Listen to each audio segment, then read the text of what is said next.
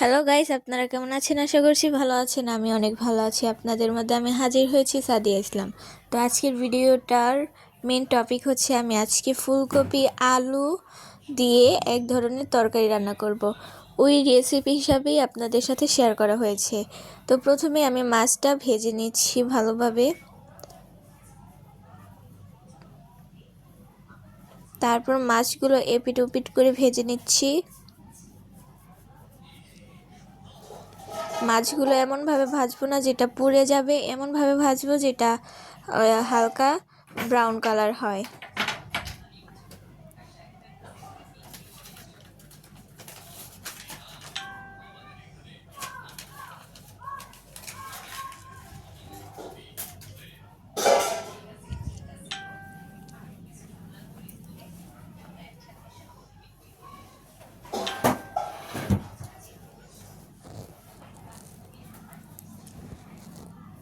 মাছের মধ্যে হলুদ মরিচ লবণ দিয়ে মেখে তারপর মাছটা ভেজেছি।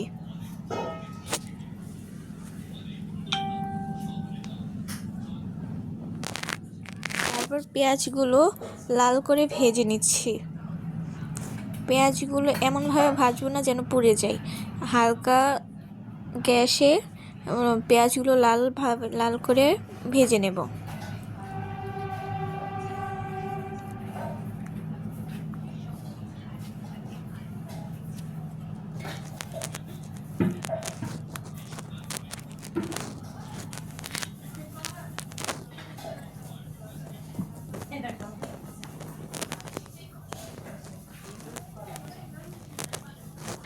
লাল লাল করে ভেজে নিচ্ছি পেঁয়াজগুলো।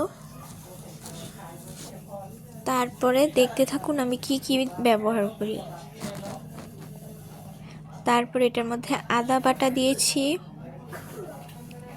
আদা বাটা দিয়ে কিছুক্ষণ নাড়াচাড়া করে নিয়েছি।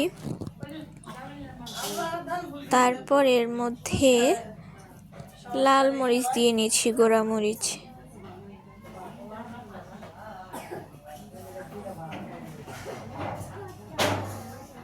তারপর এটার মধ্যে হলুদ গুঁড়া দিয়ে নিব।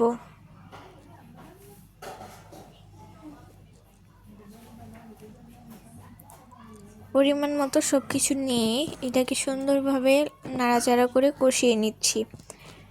এমনভাবে কষাবো যেন উপরে তেল ভেসে যায়। তেল ভেসে গেলে তারপর আমরা বাকি কাজগুলো করব। এর মধ্যে আমি ধনিয়ার গুঁড়াও দিয়েছিলাম। তারপর এর মধ্যে পরিমাণ মতো পানি দিয়ে নিয়েছি।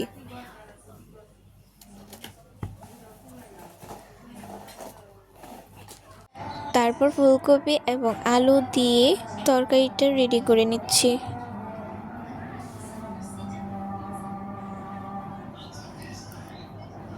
তারপর দেখতেই পাচ্ছেন কত সুন্দর একটা কালার এসেছে।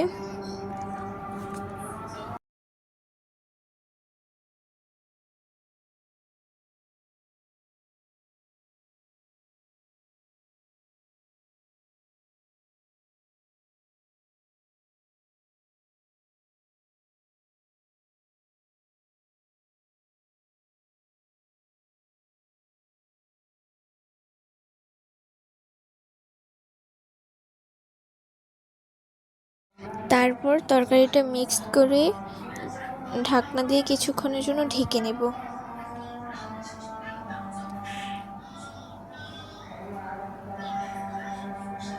না, ঢাকনা দেওয়ার আগেই টমেটোটা দিয়ে নেব।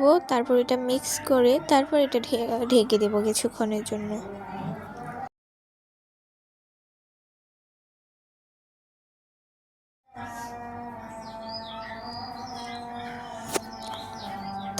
তারপর ঢাকনাটা খোলার পরে অনেক সুন্দর একটা স্মেল বেরিয়েছে। তারপর আমরা এটা আর একটু নাড়াচাড়া করে পানি দিয়ে নেব।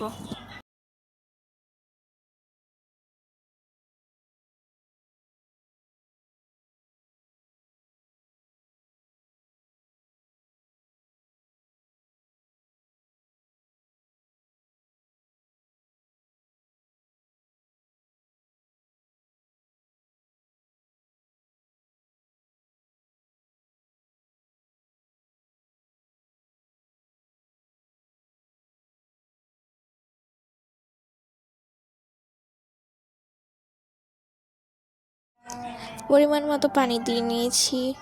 আপনারা যতটুকু ঝোল রাখতে চান ততটুকু একটু বেশি পানি দিয়ে নিতে হবে।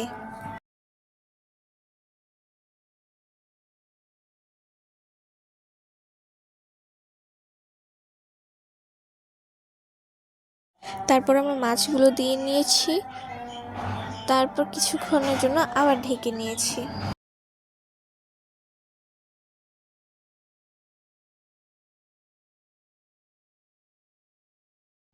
তারপর আমাদের তরকারি হয়ে গেছে।